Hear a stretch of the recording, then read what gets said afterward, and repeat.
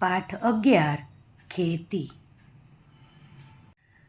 પહેલો પ્રશ્ન, વિશ્વમાં આશરે કેટલા ટકા લોકો ખેતી પ્રવૃત્તિમાં રોકાયેલા છે? 50% લોકો. દેશની કેટલી વસ્તી ખેતી પર નિર્ભર છે? 2/3 ભાગ જેટલી. ગુજરાતમાં કેટલા ટકા વિસ્તારમાં કાપની જમીન જોવા મળે છે? 50%. કયા પ્રકારની જમીનનું નિર્માણ નદીઓ દ્વારા નિક્ષેપિત કાંપને લીધે થાય છે? કાંપની જમીન. ભારતના આગ્નેય અને રૂપાંતરિત ખડકો ધરાવતા ક્ષેત્રોમાં કયા પ્રકારની જમીન આવેલી છે? રાતી જમીન. કયા પ્રકારની જમીનમાં ભેજ સંગ્રહ શક્તિ વધારે હોય છે? કાળી જમીનમાં. પડખાવ જમીનને બીજા કયા નામે ઓળખવામાં આવે છે? લેટેરાઇટ જમીન. કઈ જમીનને રેગુર નામે ઓળખવામાં આવે છે? કાળી જમીનને. હિમાલયના વિસ્તારમાં કેવા પ્રકારની જમીન જોવા મળે છે? પર્વતીય જમીન. કયા પ્રકારની જમીનને કપાસની કાળી જમીન તરીકે ઓળખવામાં આવે છે? કાળી જમીનને. ભારતમાં કયા પ્રકારની જમીન પ્રમાણમાં છિદ્રાળુ ઉપજાઉ હોય છે? રાતી જમીન. ભારતમાં કયા પ્રકારની જમીન સૂકી અને અર્ધ સૂકી આબોહવાવાળી પરિસ્થિતિમાં જોવા મળે છે? રણ પ્રકારની જમીન. વધુ વરસાદને કારણે તીવ્ર ધોવાણના ક્ષેત્રોમાં ખાલી જગ્યા જમીન તૈયાર થાય છે. પડખાવ કે લેટેરાઇટ જમીન. વનસ્પતિજન્ય કીટનાશકોમાં કઈ વનસ્પતિનો ઉપયોગ થતો નથી? બિલાડીના ટોપ. દેવદાર, ચીડ અને પાઇન જેવા વૃક્ષો કયા પ્રકારની જમીનમાં જોવા મળે છે? પર્વતીય જમીન. ગુજરાતમાં સુરત, વલસાડ, આણંદ વગેરે જિલ્લામાં કયા પ્રકારની ખેતી થાય છે? સઘન ખેતી. વૃક્ષો કાપીને તેને સળગાવીને જમીન સાફ કરી રાખને જમીનમાં ભેળવીને તેના પર કયા પ્રકારની ખેતી કરવામાં આવે છે? સ્થળાંતરિત ખેતી અને ઝૂમ ખેતી. આ બંને પ્રકારની ખેતી કરવામાં આવે છે. ચા, કોફી, કોકો, નાળિયેર, સફરજન, કેરી, સંતરા, દ્રાક્ષ, આંબળા વગેરે કયા પ્રકારની ખેતીના પાકો છે? બાગાયતી ખેતી. સ્થળાંતરિત ખેતીને બીજા કયા નામે ઓળખવામાં આવે છે? ઝૂમ ખેતી. કઈ ખેતીમાં આર્થિક વળતરને વધુ મહત્ત્વ આપવામાં આવતું હોવાથી રોકડિયા પાકનું વાવેતર વધુ કરવામાં આવે છે? સઘન ખેતી. કયા પ્રકારની ખેતીમાં ઉત્તમ બિયારણો, ખેતીની નવી ટેકનોલોજી, રાસાયણિક ખાતરો, કીટનાશકો વગેરેનો ખૂબ ઉપયોગ કરવામાં આવે છે? સઘન ખેતી. ગુજરાતનો કયો પ્રદેશ ઘઉંના ઉત્પાદન માટે જાણીતો છે? ભાલ. નીચેનામાંથી કઈ ખેતીમાં ઉત્પાદન ઓછું હોય છે? ઝૂમ ખેતી. ડાંગરના ઉત્પાદનમાં કયો દેશ અગ્રેસર છે? ચીન.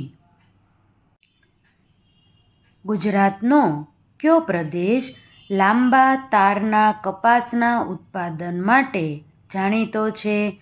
કાનમ પ્રદેશ. ડાંગર પછી આપણા દેશનો મહત્વનો ધાન્ય પાક કયો છે? ઘઉં. ભારતમાં બાજરીનું સૌથી વધુ ઉત્પાદન કયા રાજ્યમાં થાય છે? પંજાબ. દિવેલા એટલે કે એરંડાના ઉત્પાદનમાં વિશ્વમાં કયો દેશ પ્રથમ ક્રમે છે? ભારત. કુપોષણ દૂર કરવામાં અને બેબી ફૂડ બનાવવામાં કયા પાકનો ઉપયોગ થાય છે? નાગલી એટલે કે રાગી. ઘઉંના કોઠાર તરીકે કયા રાજ્યને ઓળખવામાં આવે છે? પંજાબ. વિશ્વમાં મગફળીના ઉત્પાદનમાં કયો દેશ બીજા ક્રમે છે? ભારત.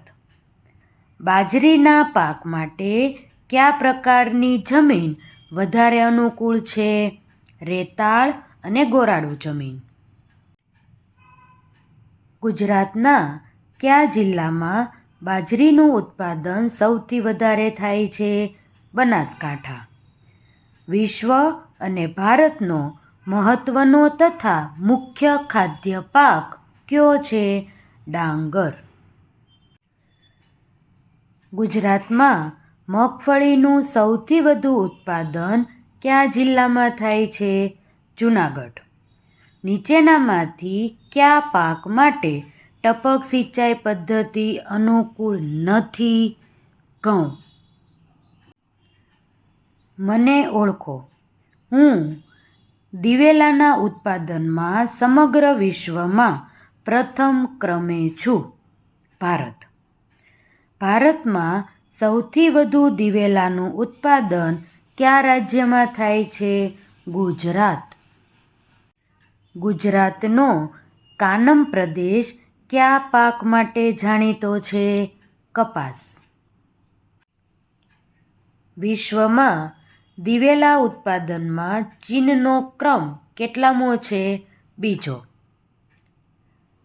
1800, 180, 1551 આ શું છે? કિસાન કોલ સેન્ટરનો નંબર છે. 1800, 180, 1551 આ એક નંબર છે જે કિસાન કોલ સેન્ટરનો નંબર છે. આ યાદ રાખવાનું છે. વિશ્વમાં દિવેલાના ઉત્પાદનમાં બ્રાઝિલનો નંબર કેટલામો છે? ત્રીજો નંબર. ભારતમાં કપાસના ઉત્પાદનમાં કયું રાજ્ય પ્રથમ સ્થાન ધરાવે છે? ગુજરાત. ચા. બાગાયતી ખેતી. ડાંગર પ્રશ્નાર્થ એટલે કે ચા છે એ બાગાયતી ખેતી છે, તો ડાંગર એ કેવા પ્રકારની ખેતી છે? આર્દ્ર ખેતી. નીચે પૈકી કઈ સિંચાઈ પદ્ધતિનો મુખ્ય ધ્યેય બાષ્પીભવન ઓછું કરવાનો છે? ટપક સિંચાઈ. નીચેનામાંથી કયું પરિબળ ખેતીના વિકાસને અસર કરતું નથી? સિંચાઈનો સતત અને વધુ પડતો ઉપયોગ. વિશાલે કુદરતી ઢોળાવો, ગોલ્ફ કોર્સ જેવા વિસ્તારમાં ફરવા ગયો છે, તો ત્યાં કઈ પદ્ધતિ દ્વારા સિંચાઈ થતી હશે? ઢોળાવવાળી જમીન હોય તેથી ત્યાં ફુવારા પદ્ધતિ દ્વારા સિંચાઈ થતી હોય.